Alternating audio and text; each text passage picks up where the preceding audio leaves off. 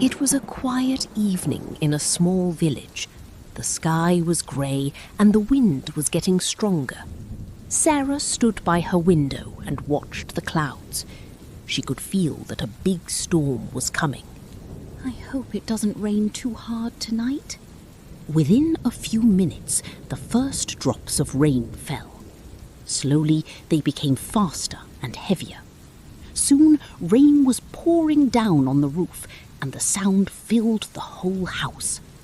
Tap, tap, tap. It was soft at first, like gentle music.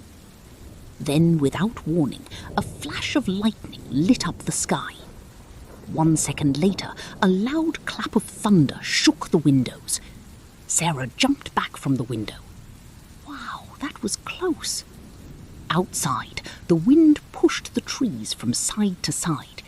The leaves danced wildly in the air. The street lamps flickered, and for a moment the whole village went dark. Then the lights came back, weak and shaking. Sarah lit a candle and sat near the fireplace. She loved stormy nights, even though they were a little scary. There was something peaceful about the sound of heavy rain outside, while she stayed warm and safe inside. She opened her notebook and began to write. Outside, the storm grew stronger. Thunder rumbled again, deep and powerful, like the sky was speaking.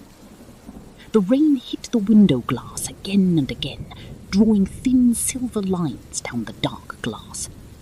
Suddenly, she heard a soft knock at the door. Sarah's heart beat faster. Who would be outside on a night like this?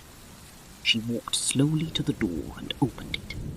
Standing there, completely wet from the rain, was her neighbour, Mr. Thomas, an old man who lived alone at the end of the street.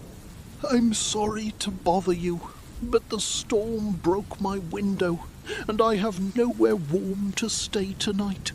Please, come in. You're safe here.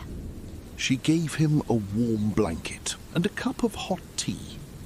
They sat together near the fire, listening to the storm outside.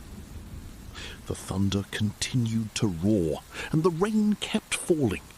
But inside the small house, everything felt calm and safe.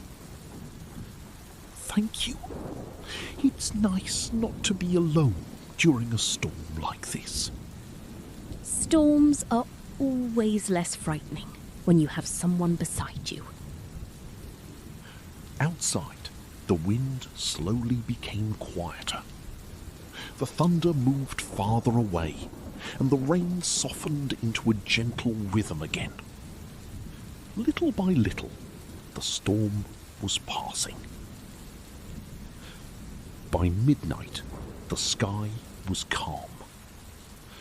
Only the soft sound of rain remained, tapping gently on the roof, like a quiet good-night song. Sarah looked out the window one last time. The clouds were breaking apart, and a few stars appeared in the dark sky. The storm is over. And we made it through together. That night, Sarah learned something simple but important. Even the darkest storms feel less heavy when we are not alone.